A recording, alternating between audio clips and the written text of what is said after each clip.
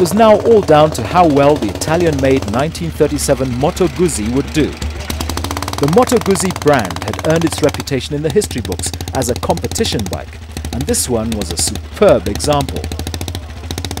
It eventually only lost 5 points on the judging line to snatch the honor of being the best bike by a single point. This was the second time the Moto Guzzi had won at the Concours, adding to its win of 5 years ago. What a great success! Rick Agagliati with a 1937 Moto Guzzi. Hold that up in the air, right above your head. Well done, Rick Agagliati. I mean, this was the highest points we've ever seen, so gave up hope. But Guzzi, as usual, the last one to be judged. 1 point difference. Your heart must have been here. Oh, I tell you, man, it's racing. Lights. Some of these bikes came with no lights. So I just put this light for the Concours. And they deducted one of my points. So that's the point of number 1 today. The best amongst the cars was still undecided, especially with the vintage cars still to be judged. The car that had held the lead for most of the day was this 1977 Nissan 160J, which has won before. It had the cleanest underpan than any other car and the best interior.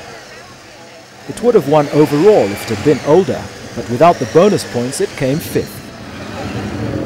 This is sort of, it's reached there. You can't do much more than what we've done. Taking 4th place was the 1952 MG-TD, a surprising result considering it had been a favourite to win. It lost most of its points for its interior, but this was only due to the high standards that the judges were facing. Previous few years, the reality is we've been picking from a top 3. This year, I think we're picking from a top 7 or 8. So we're looking at some really, really excellent standards of preparation this year. The Jaguar E-Type has been dubbed as the most beautiful car ever made. This 1972 model was one of the last to come out of the Coventry factory. It has been rebuilt from scratch and is original in every detail.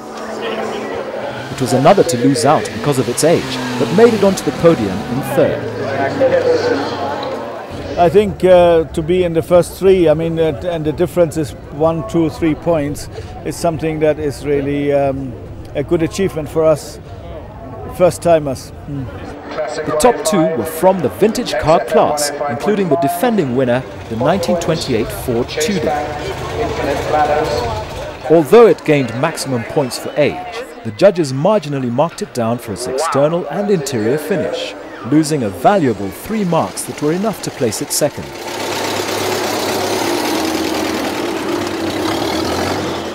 You win some, you lose some. You can't be a winner every day. Even Man U loses, they lose some matches as well. The honours went to a 1934 Railton by the narrow margin of 3 points, including having the best engine of the day. Today, this car is priceless, but even in 1934, the price tag of £499 must have been hard to bear.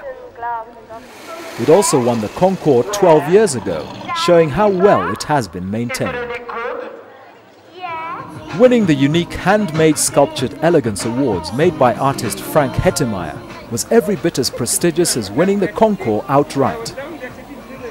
It was a double victory for Rick Agagliati's Moto Guzzi, which was selected as the most elegant motorcycle, and just as rewarding for Matthias Kohler, whose E-Type Jaguar was chosen to be the most desirable of all the cars.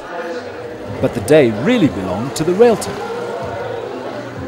Overall winner, Dickon Wilcock with the Railton. Well done, Dickon Wilcock. I'm happy. Because the Railton when I first entered, it was 1999, and since then we haven't won with the Railton. We've won with the MG, so this is a nice result for the Railton. Really is. The climax of the event was the Grand Parade, where all the 98 motorcycles and cars that had taken part drove past the bulging grandstand.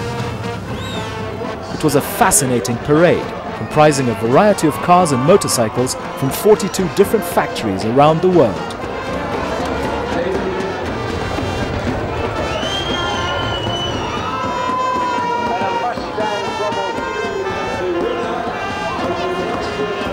This was the 41st annual Concours organised by the Alfa Romeo Owners Club. Life begins at 40, we're now going into maturity, and we can continue to grow, particularly on the international front. To celebrate what had been a concours for the record books, the audience joined in the grand finale, a live compilation of songs by the local artist Nameless.